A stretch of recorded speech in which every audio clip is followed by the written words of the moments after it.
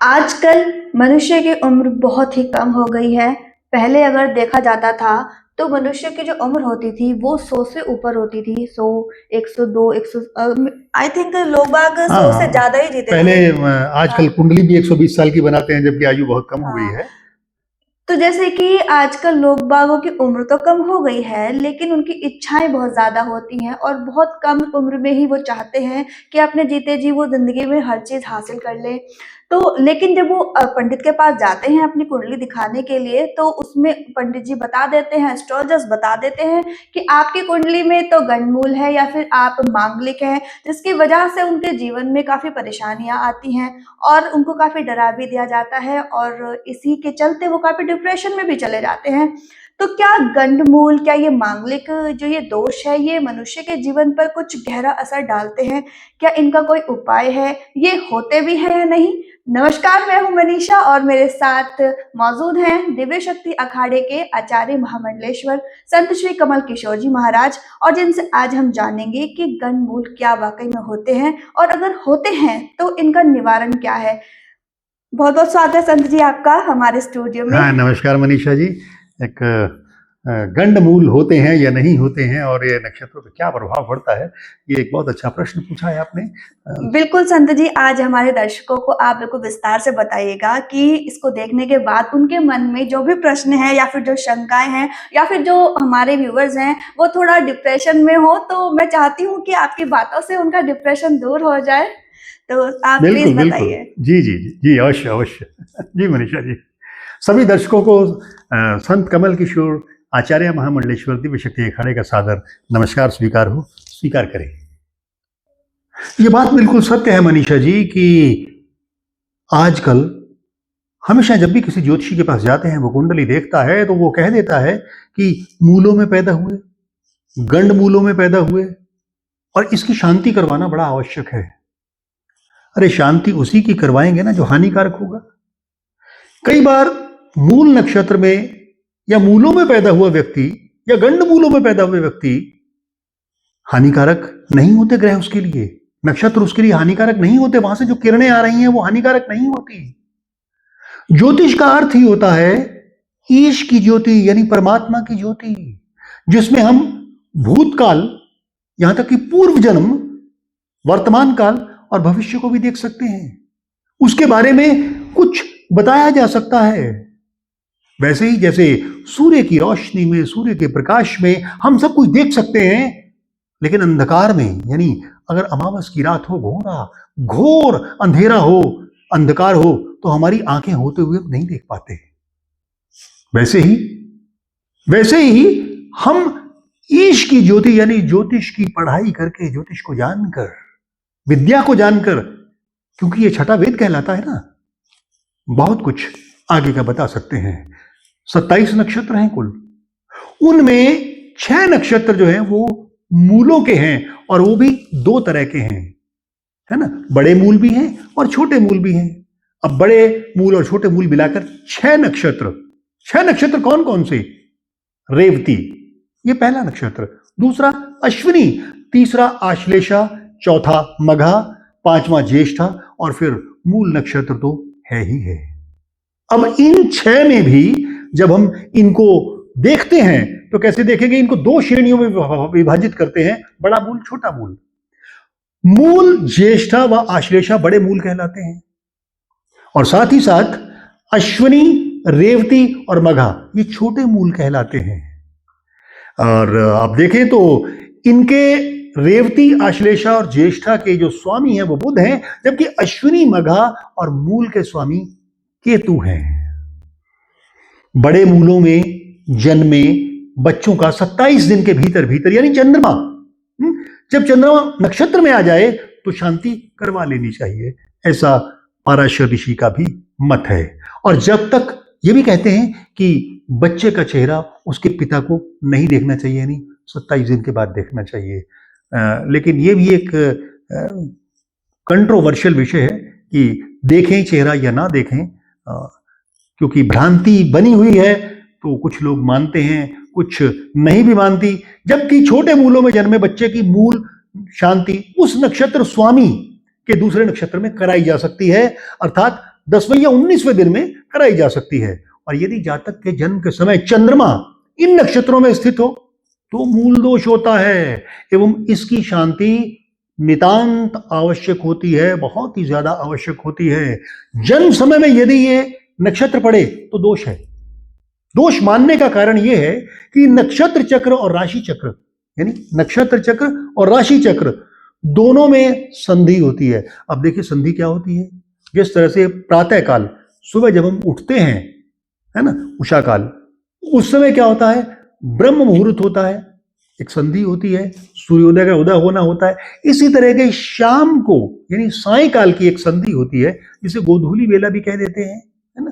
तो गोधूली बेला मीन्स रात्रि का आगमन और सूर्य का गमन, ये चला जाना, ढल जाना, तो उसको भी एक गोधूली बेला कहते हैं। इसी तरह से यहां भी आपस में एक मेल होता है, संधि होती है। और अगर ये संधि हो तो बहुत आवश्यक हो जाता है कि मूलों की शांति करवाई जाए।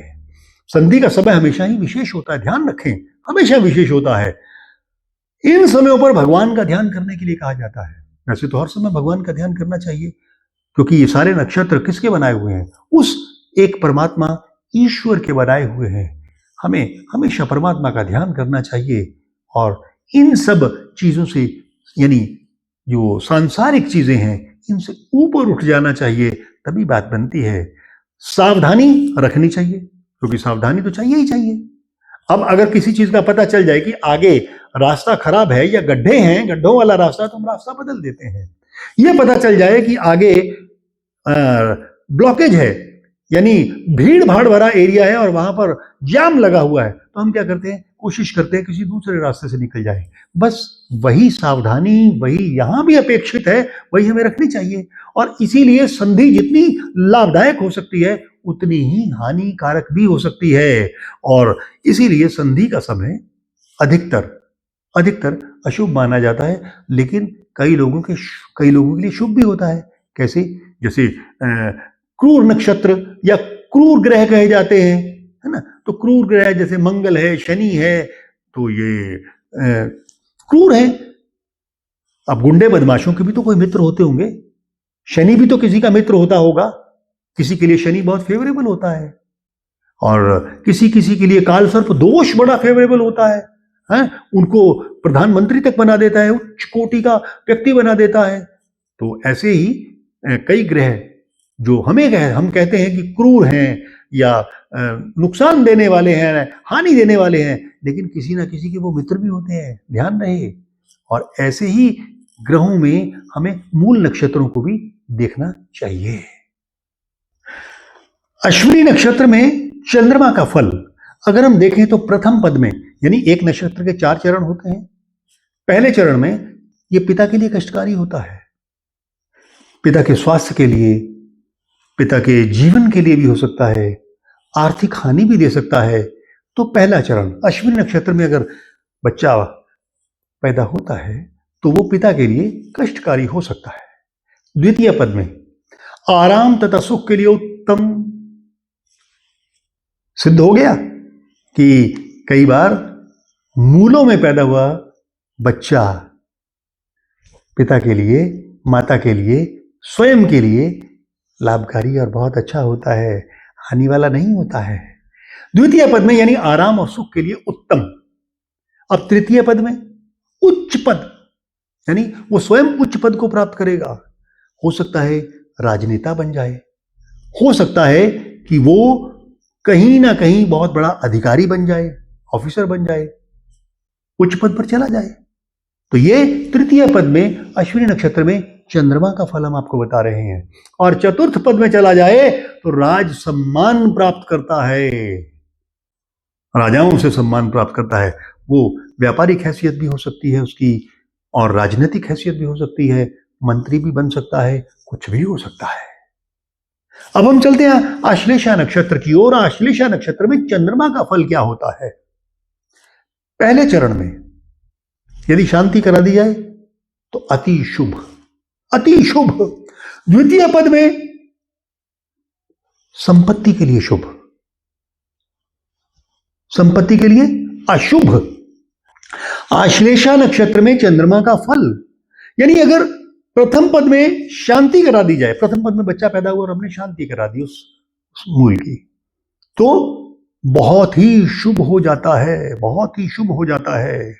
और द्वितीय पद में संपत्ति के लिए अशुभ, बनी बनाई संपत्ति खत्म हो सकती है, या नौकरी जा सकती है, कुछ भी हो सकता है। द्वितीय चरण में अशुभ फल प्रदान करता है आश्लेषा के द्वितीय चरण में चंद्रमा। तृतीय पद में माता को हानि, यानी माता का स्वास्थ्य बिगड़ सकता है, कुछ भी बीमारी आ सकती है, बड़ी बीमारी आ सकती है ना, तो ये ध्यान रखना चाहिए, इसका भी है। और चतुर्थ पद में पिता को हानि, पिता का स्वास्थ्य खराब हो सकता है, व्यापार में घाटा पड़ सकता है, नौकरी छूट सकती है, ये ध्यान रखना चाहिए। तो इसलिए यहां पर मूलों की शांति आवश्यक है। अब हम चलते हैं मघा नक्षत्र में चंद्रमा का फल।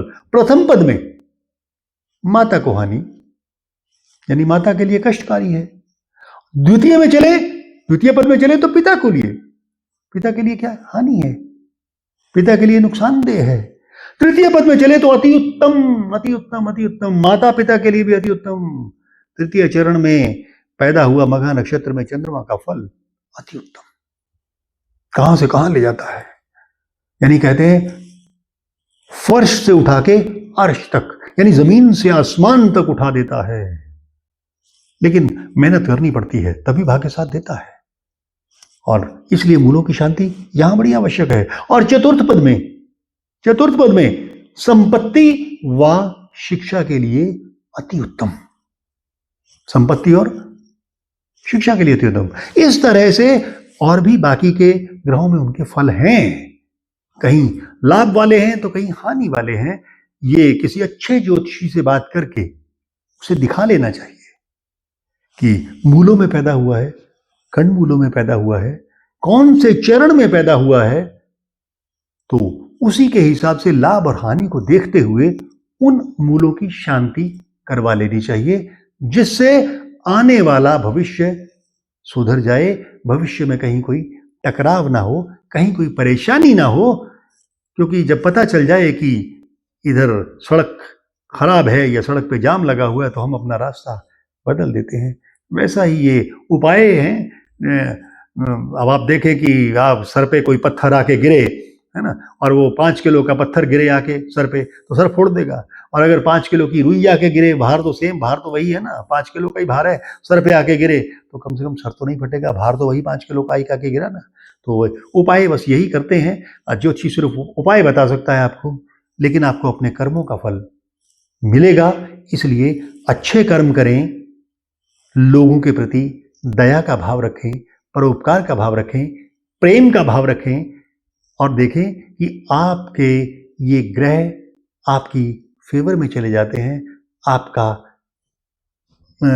आपको सपोर्ट करने लगते हैं, और उनसे आने वाली किरणें भी आपको मदद करती हैं, आपका लाभ होता है आपको। बस फिर मिलते हैं अगली कड़ी में, आपके साथ ज्योतिष के बारे में बात करेंगे।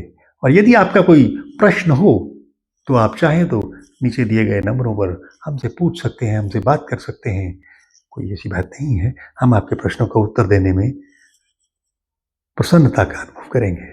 बहुत बहुत धन्यवाद। सादर नमस्कार। यदि आपको हमारी वीडियोस अच्छी लगती हैं तो हमारे चैनल को सब्सक्राइब कीजिए, लाइक कीजिए, शेयर कीजिए और कमेंट करना ना भूलें। नमस्कार।